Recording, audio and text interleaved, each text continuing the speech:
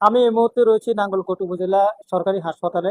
আপনাদেরকে একটা বিষয় জানিয়ে রাখি, গতকাল রাত আনুমানিক 12টার দিকে এ, এক যুবককে এ, একটি ট্রেনে চট্টগ্রাম থেকে সে চাঁদপুর যাবে, সে একটি ট্রেনে উঠে ট্রেন থেকে তারা চলন্ত ট্রেন থেকে ফেলে দিয়েছে। স্থানীয় লোকজন আহত অবস্থায় তাকে উদ্ধার করে নাঙ্গলকোট উপজেলা 50 শয্যা হাসপাতালে ভর্তি করেন। তার নাম ঠিকানা এখনো না বলতে পারছে না। তার শরীরের বিভিন্ন জায়গায় আঘাতের চিহ্ন রয়েছে। আমরা আপনাদেরকে দেখাচ্ছি, এই যুবকটি নাঙ্গলকোট উপজেলা 50 শয্যা হাসপাতালে চিকিৎসাধীন রয়েছে। আহ, তার থেকে দুর্বৃত্তরা টাকা পয়সা যা ছিল সবকিছু চিন্তাই করে নিয়ে গেছে। তার এখন পর্যন্ত তার নাম ঠিকানা কোনো কিছু বলতে পারছে না। আমরা একজনের সাথে কথা বলবো। যতটুকু জানি, আমি কালকে রাত্রে আমার 12টার দিকে আমার শ্বশুরকে যখন ওষুধ দিয়ে যাইতেছি, যাওয়ার পথে তার সাথে দেখা হচ্ছে যে রিক্সা ড্রাইভার আনছিল সে আমার পরিচিত।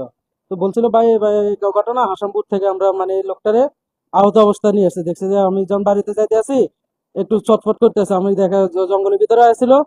তো জঙ্গল ভিতরে থেকে আমরা নিয়ে আসছি, নিয়ে আসার পরে রাত্রে 12টা বাজে তাকে এখানে ভর্তি করেছিল। ভর্তি করার পরে আমরা সকালবেলা আসছি, আমি আবার রাত্রে বাড়িতে চলে গেছি। আসে দেখি যে রুগী এখনো আছে। তারা আমরা কোনো তার পরিবারের তাকে অনেকবার জিজ্ঞেস করছি। জিজ্ঞেস করার পরে বলছে যে তার কোনো মানে নাম্বার মুখস্থ নাই, তার পরিবারের নাম্বার মুখস্থ নাই, শুধু গ্রামের নাম বলতে পারে আর থানার নামটা বলতে পারে। এতটুকু ছাড়া আর কোনো কিছু সে বলতে কি পারে না। বলতে পারে, সে কি বলতে পারে? তার থানা গ্রামের নামটা বলছিল, তার আপনার থানা বলছিল চাঁদপুর, গ্রামের নাম হচ্ছিল ফরিদগঞ্জ। ফরিদগঞ্জ চরদুকিয়া পাটোয়ার বাড়ি। তার নাম বলছে? তার নাম বলে নাই, নাম টাম বলে নাই, বা এতটুকু আমাদেরকে বলছিল। তার নাম সাকিব। তার নাম সাকিব। এ, বাপের নাম কি?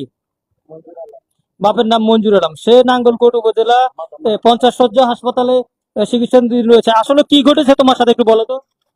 আমি ট্রেনের ছাদের উপরে উঠছিলাম।